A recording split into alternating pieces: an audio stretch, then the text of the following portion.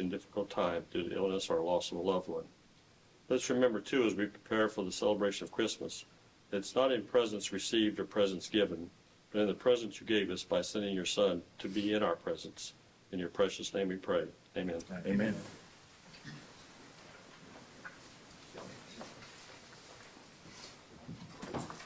Let's see. First item on the agenda is the approval of minutes. Had a chance to look those over. I'll entertain a motion. Motion to approve the minutes. Motion made by Glenn, I'll second the motion. second by Steve. All in favor? Aye. Opposed? Next item is the approval of claims. Once again, if you've all had a chance to look those over, I'll entertain a motion. I'll make a motion to approve the Motion claims. made by Tim, second by Jose. All in favor? Aye. Opposed? Before we start the public hearing, as far as the resolution, as far as the water rate ordinance, things of this kind, I thought we let Destination Huntingburg do their report. So that way, if they want to stay, they can, or if you want to leave, you're welcome to do so. Awesome. So you're up.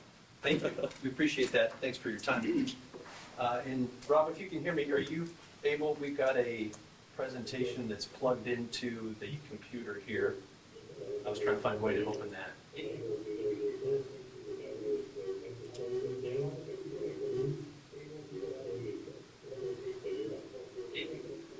Oh, there we go. Okay. Yeah, the Huntingburg City Council Fall Presentation V3. Yeah, if you could open that. We're getting some Somebody's got wild a feedback. microphone on.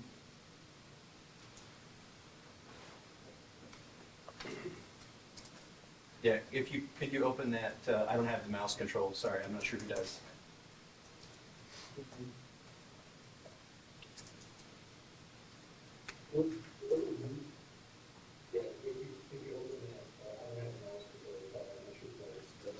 Kind of delay. Which file do you need? The Huntingburg City Council Fall 2022, right there, there you go. Sorry, I couldn't hear you first. You're fine, yeah, and if you don't mind, just throw it into the presentation mode right there, and I think I can kick through it on the keyboard. Cool, okay. Sorry, I couldn't hear you first. Not sure how that. Sorry about that, I'm not sure what's going on here. Well, we've got our, hopefully that feedback kicks back out, but, so Sarah Flammy, our executive director's here. I'm Brian DeKemper, I'm the board president of Destination Huntingburg, and as part of our work here in the community, we have an annual report for the city. So again, we appreciate the time and we appreciate the support as well for our nonprofit organization. We didn't have a whole lot to go through, but what we wanted to walk through, hopefully you've got a copy of the presentation, the overview as well. Just a couple of updates. We've had some new members of the board. A couple people have actually, what I would call, retired from the board as well. An update of 2022 in review, some of the things that we've been working on, and then some future initiatives as well. And then, of course, any feedback or questions that you may have, we'd love to open that up. A couple updates for those that may or may not know who we are individually. I'm the board president. Sarah, sitting right next to me, is the executive director. She's our part-time paid employee within the board. Rachel Steckler, Brad Fund, the board of directors are over on the right. And we've had two members that have been involved really since the inception of the nonprofit, Sandy Kays and Mary Ublor. Their terms rolled off this past year, so they've effectively retired, but they still remain involved at a distance with the board as well when we need help. We have two advisory board members, the Visit Du Bois County Tourism, Whitney Lubers, Justin here with the city, representing the city, and then intern Max Rashi. Arlo Donhauer is a new member of the board, jumping in when Sandy and Mary left. And those are really the biggest updates here from the last year that you may have seen.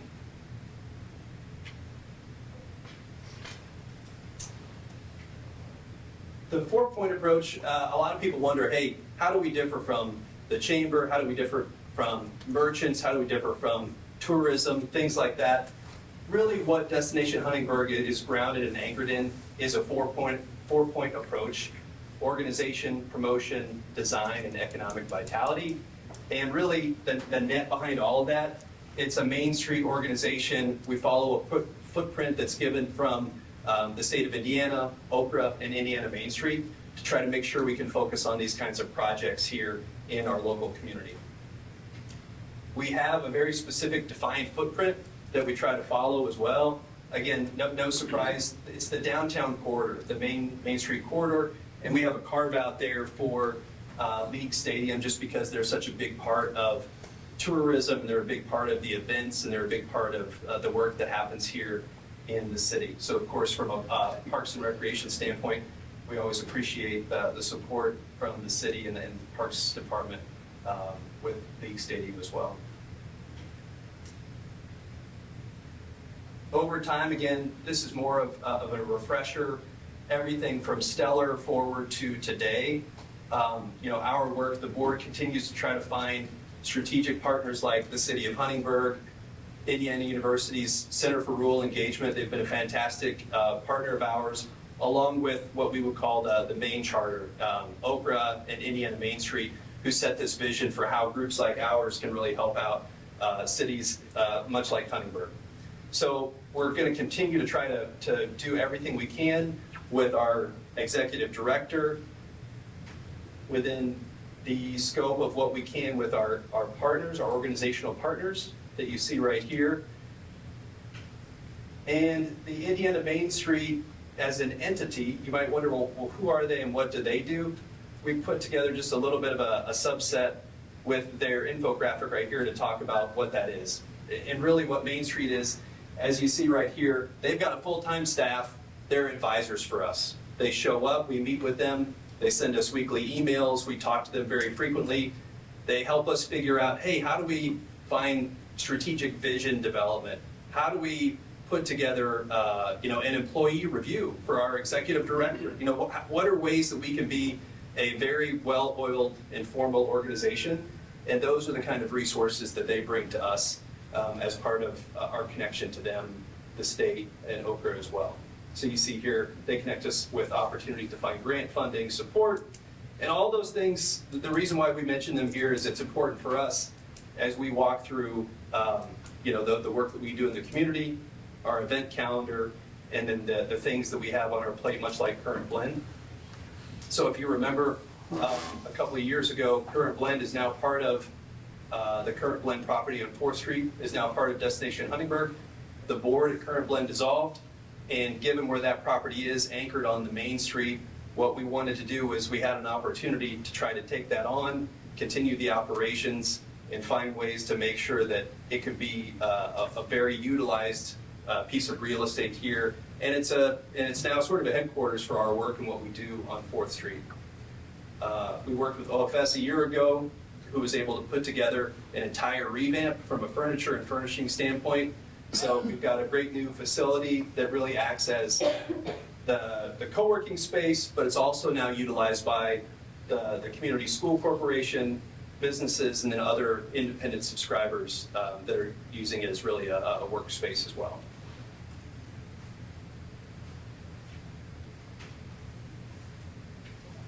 The year in review, this is where I thought it would be important to walk through some of this with Sarah. We've expanded the calendar a little bit in what we're working on. At the beginning of the year, we were able to help put together a donation to bring the sound system back to 4th Street, so we're excited to be a part of that. Rolling all the way through from things like the League of Their Own premiere down at League Stadium, co-sponsoring that, the Farmers Market, the Fourth Fridays events, which everybody probably has a lot of visibility for down at Market Street Park, the Huntingburg Blues Festival, and then just within the last week and a half, the last maybe 2 weeks, the ice skating rink as well, and the Christmas Journey Parade. So this was a splash of the event calendar, the things that we work on throughout the year. And again, these couldn't be possible without the use of the facilities, the support from the city as well, and just working with everybody that helps us put these things on, from the Parks Department, different parts of the city organization here.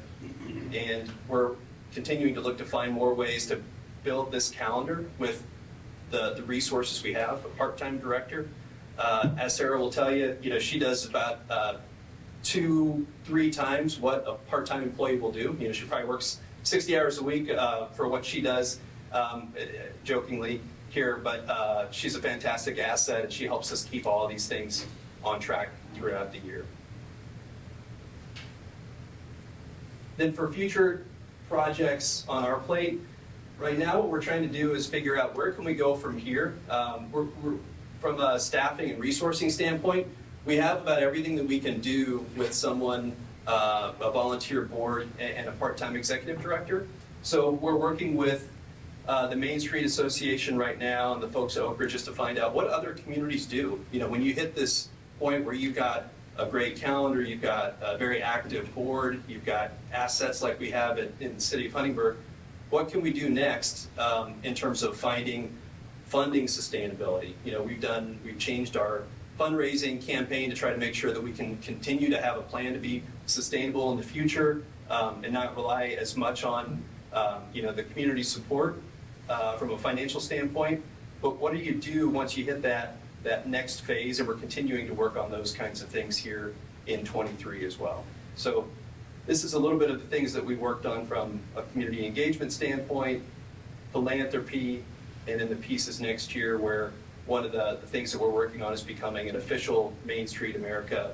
It's effectively a franchise of some sort where we can have that designation. It opens up eligibility for funding and a couple of other programs that we're able to leverage with Main Street.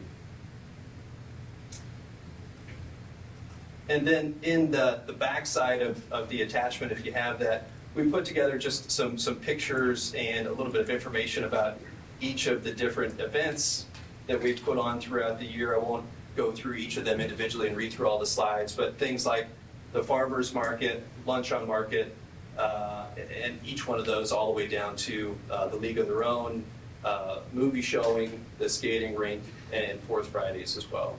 So I know that was a splash, but again, we wanted to make sure we shared an update just from the standpoint of our calendar, the staff and the team and the board, the projects that we're working on, and then also a little bit of the priorities here moving forward into 2023, which we hope is another year of growth and opportunity for the work that we do in Huntingburg. But I'll pause. That was a lot of talking there. So, Sarah, is there anything that you wanted to add in on top of? She said, no, you handled it just well. That's the first time Sarah's not wanted to talk here. Oh, got it. Yeah, just appreciate the support for sure. It's always exciting to do these events and be able to work with the community, so. Yeah. Well, we appreciate all you do because, I mean, obviously it's not an easy thing to do sometimes, putting all these events on it because it's a lot of hard work. And unfortunately, a lot of people don't realize how much time that goes into some of these things. So we do appreciate everything that you all do for us. So. Yeah, and if there's ever any feedback on events, I know we've seen probably each of you at different, some of the events that we have on the calendar, feedback on what we can do differently, things that you see in other communities, either through your work here at the city or anything else. We're continuing to try to figure out what else is out there. You know, how can we engage with different parts of the community? We're always trying to figure out what else is something that we can take on and own and be a part of. So let us know if you have any feedback or any questions. Anything for Brian? Nope. No, thank you. Yeah, Good job. Good job. Appreciate it. Thanks, Absolutely. Brian. Yeah, thank you.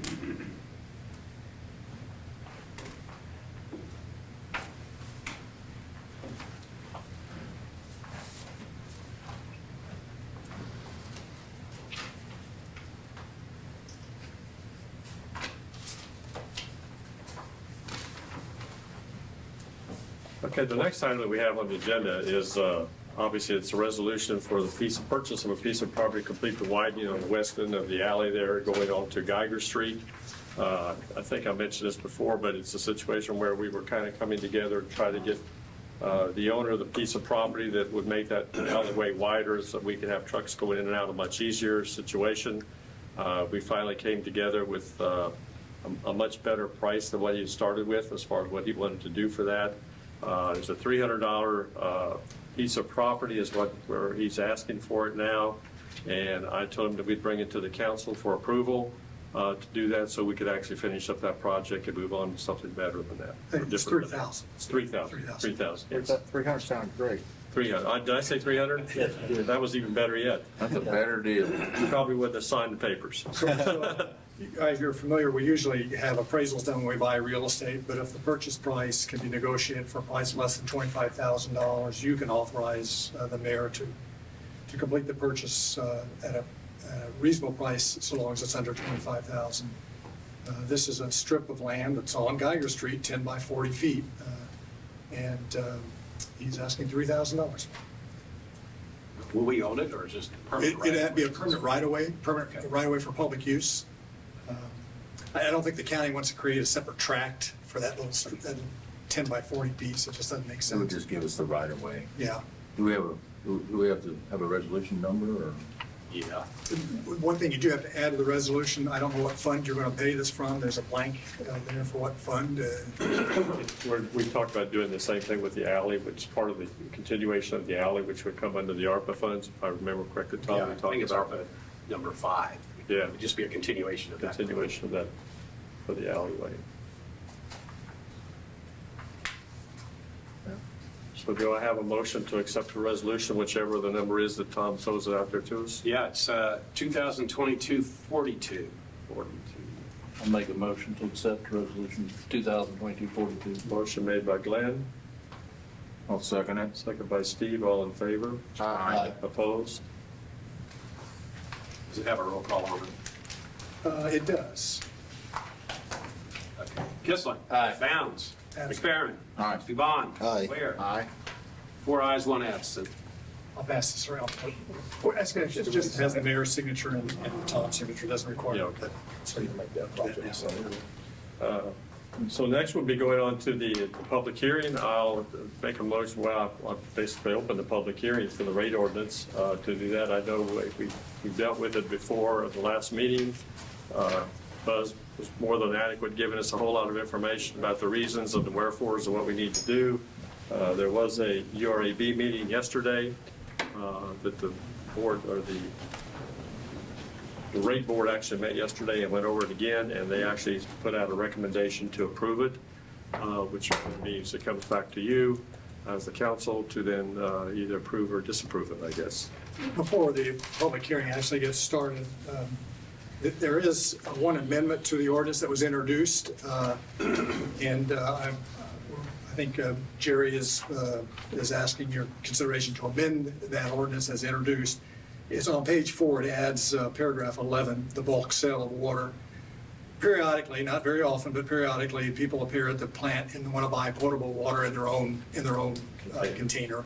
Maybe it's a 500-gallon truck or something. And so we've had a rate for years for that. There's a service rate of $25. We're not changing that, but we're just upping the volume price to be consistent with our retail rate, which is 84.92 cents per 100 gallons. It's measured in 100 gallons because trucks don't have 1,000 gallons. Is that right, Jerry? Is it Yeah, no, measured 100 no, a lot of people come up there only 500 gallons at a time, so we. So that rate is the proposed rate per 100 cubic feet converted into 100 gallons. Does that make any sense? So if you choose to amend the ordinance introduced, you would just, by motions, and I move to approve the amendment. It could be seconded and then voted on, and then you can conduct a hearing on the ordinance as amended. So I have a question. Jerry, what rate will we use if people are buying it out of the fire hydrant? That is the potable water. It's still considered potable. Like you said, I believe was that in 2011 when that was wrote? I think it was, and It slipped through the cracks on every rate increase. So I would just like to put it with our normal rate increase so that doesn't happen again. It's still treated, it's still pumped through the high service pump buildings, and it's the same water you're getting out of your water tap at home. And you have a portable meter you used. Right, so the $25, it covers the employee that has to go out there and do it, plus we do have a water meter that runs through, plus an RPZ backflow preventer in order to protect us for backflow protection. So that's what that $25 covers. And we're not looking to raise that, just to make the rates the same as everybody else is paying, and then it's all combined together. Okay. So it's $25 for the fee, but then you pay per For the water as well. 100 gallon? Right. For the minute, that's a minimum you can purchase, I assume. Right. Okay. Okay. So I entertain a motion to make the amendment, pass the amendments, correct? We would do it. We have an Well, you just amend the ordinance first, then have the hearing, and then do final adoption of the amended ordinance. Motion to amend. You're amending 2022-40. Correct. 40, okay. I'll second it. They made a motion made and seconded. All in favor? Aye. Opposed? How many times a year do you normally do that? What's that? What's an average? How many times a year? 10 maybe? Fill a truck? Yeah. It really varies, honestly, just light construction crews come and get water as Yeah, well. gotcha. People fill swimming pools, We things should like do that. first. And we offer it other ways too. If you're filling a swimming pool, you have a water hydrant in your yard, Yeah. we can come hang a meter on the hydrant. It's the same setup, and we'll sell water that way out in the distribution system as well. You don't have to truck it It's just the then. same. It's the $25 for us to bring that out there. It just covers the cost of that maintenance on the meter and the backflow preventer. All right, So thanks. it's not strictly for the water plant, just bulk sales in general. Yeah, gotcha. Okay. Just try and clean it up so it's all together and doesn't get forgotten about. Okay, so the motion to amend was made and passed, so now we can open up the public hearing. Is there anyone from the audience that would like to speak about the motion as far as the resolution for recommended rate increases? Make a motion, to close the public hearing. Motion made to close public hearing by Glenn, Second. second by Steve. All in favor? Aye. Opposed? Motion to adopt. Make a motion to adopt. Motion made by Tim to adopt, I'm second. second by Jose. All in favor? Aye. Opposed? So carried. Bounce. Ware. Aye. Dubon. Aye. McFerrin. Aye. Kissling. Aye. 4 ayes, 1 absent. Very good. All right, the next thing on the agenda is we have members of the Housing Authority here with us this evening, and they would like to present our request for the waiving of the taxes in lieu of payment. Is that? Yes, how it is? yes. Or is- As you recall, the Housing Authority does not get property tax statements. They don't, the property is exempt from property taxes, but they do voluntarily pay a payment in lieu of taxes based upon calculation, based upon what their taxes would be. But you have the discretion, if you so choose, to forgive them of that, and I believe that's probably what you're asking. And I think those are a printout, Tom, that you did? Yeah. Sure. Yeah, it looks like it's, the payment to the city general fund would have been $10,665.01. And remind me, we do this annually? Yeah, we We have been the last 3 or 4 years, I We believe. didn't do it last year. We did not. We did not. Heidi didn't think it was necessary last year, right? Yeah, we were more solvent last year, I think. Any reason not to do this? It's up to you. So, It's going to break the budget. this company, the money come out of the general fund, though, that the general fund will get. Is there a reason that you all are asking to do this? I mean, there's something that you got expense-wise that you know about? that We do things, we are funded by capital funds through HUD, that's how we Right. get our money. And right now, our account is okay, I mean, we're financially, but there's things we're gonna be paying out that's gonna bring the account down due to other obligations, so. Such as? We had done the paving of the parking lot. We put windows in, we did the gutters, all that's paid for. We're wanting to get the boilers up to speed. There's been some that have gone down since the weather's gotten cold, so I'm trying to keep money back for that. Because that's how, they're at Friendship Village, that's how they get their heat, the boiler system. Yeah. Have all the apartments been changed from gas to electric stoves? Yes, yes. Thank you. Why would you care? I know why you care. I know I care. At 2 o'clock in the morning, call matters. Yeah. Okay, and this is and you have 2 properties? Yes, one is League Circle, those are the family units up on Shelby Street. Okay. And this is the one at Friendship Village where the office and everything is. That's where 30 units are. They're single elderly people there.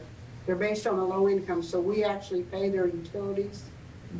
And the boilers are, The heat, they provide the heat for each unit. right, but they're not in each individual apartment? You have a boiler system? One for every 4 units. Yeah, for a certain amount of units, Right. correct? I understand this, I just want to make sure that it gets said, that we're And so not, far, at the first set of units, 1, 3, 5, and 7, the weekend of Thanksgiving, that one went down. And this last week, the ones at 27 and 25, it's acting up now too.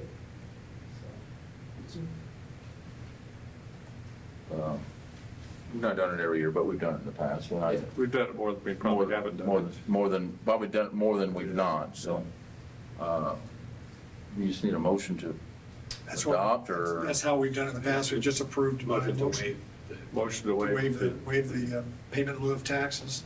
I'll make a motion to do that. Motion made by Steve, I'll second. second by Tim. All in favor? Aye. Opposed?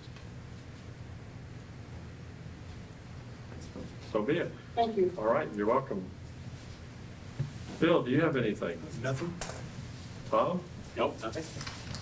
Anyone else from the crowd here? I do. Oh, I was gonna say, I thought you did. Well, I just had the reason you guys had to sign those was the contractual, you're saying that you're not contracting with the, your relatives, not contracting with the city, that's not known, and that there's no nepotism. You're not hiring anybody, that's, So we all signed them except so far for Jeff, right? you're right. What's the Trex collections that was on the? Oh, yeah. I forgot about that. Listen, for the last 4 years, we've had used the Trex system to collect bad debts, both utility and city tickets and that kind of thing. Just a history of first year, we had 7,600. In 2020, we had almost 19,000. A little over 17,000 last year, and then this year we've got almost 19,000. Awesome. So it's money we're. It's really worked out well for us. Hopefully they don't go with. Yeah. Has it gone to the federal level yet? No, and they keep asking that question. I guess that's going to be a really hard sell. I bet it is. They want to keep that money. But that's just for your information that, the program is It's working. working and I can figure that's Getting delinquent, 25, payments. 30, 45. That's over almost $70,000 in recovery in the last few years. No, and it should be bringing our write-offs down because Right. Yeah. Their collections are going up. we're actually catching them before they get to the write-off stage. And if I understand, some like if we catch this year, it might have went back 2 or 3 years ago and caught that one too. I mean, so Some of them gone back 6 years. Yep. Well, and Even longer. if there's a judgment, Yep, yeah, that's judgment, yeah. that's great. Very good. Okay, so awesome. and that is all I got. Anything else from the council? Yes, I do. Okay. I know I've been approached by several residents, and we would like to possibly revisit the ordinance of poultry. I know right now we have an ordinance against it.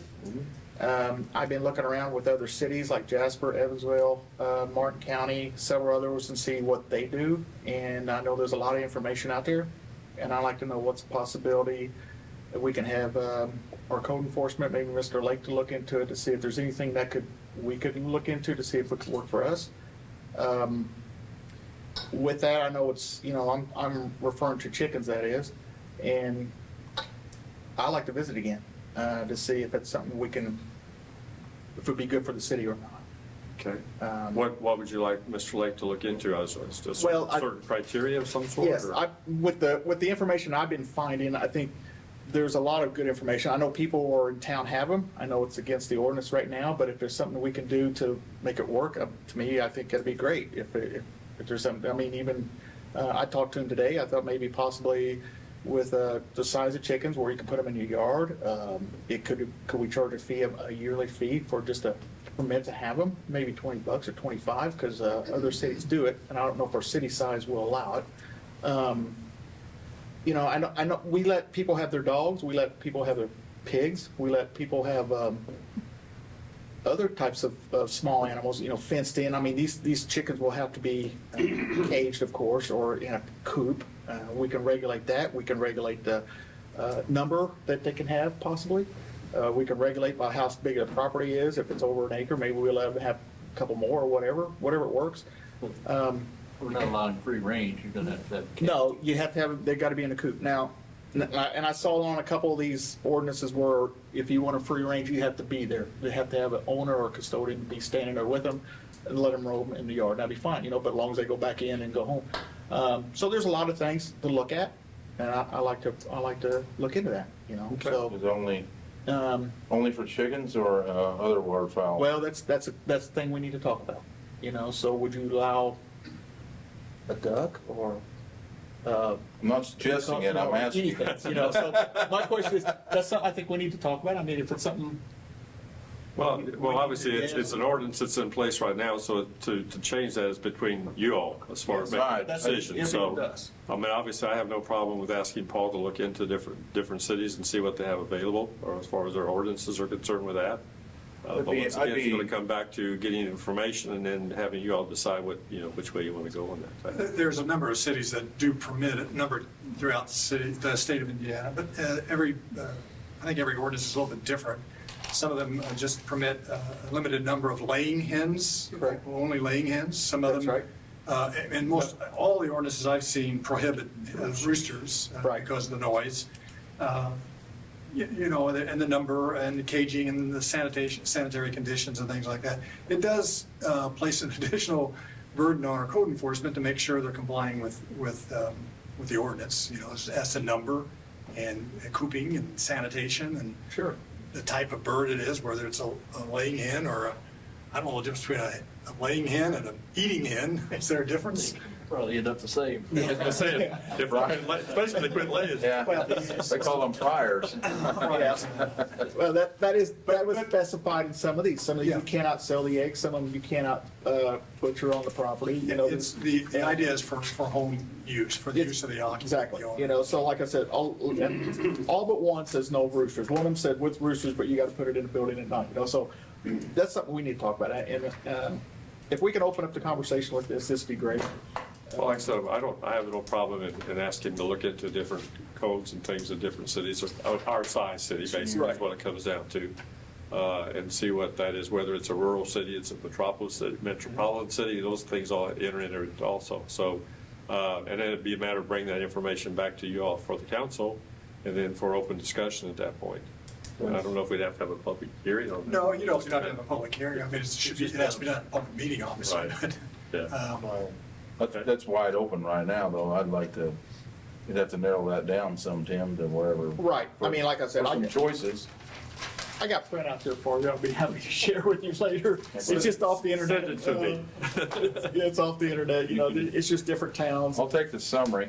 Can we do a synopsis of that, or? No problem. Yeah, Like absolutely. Cliff notes? I'll take the, whatever that is. The Cliff notes, whatever those things used to be called. Cliff notes on that when you're done, yeah. But I have no problem in bringing it up to what information we can get a hold of, and then bring it up to you all, and you all make a decision at that point. I have no You one or the other. might consider referring it to Paul Late, the planning director, and he can perhaps make a recommendation to the list of regulations he thinks would be appropriate for a city our size. Right. And you guys can say yea or nay on those, or add to them, or subtract from them.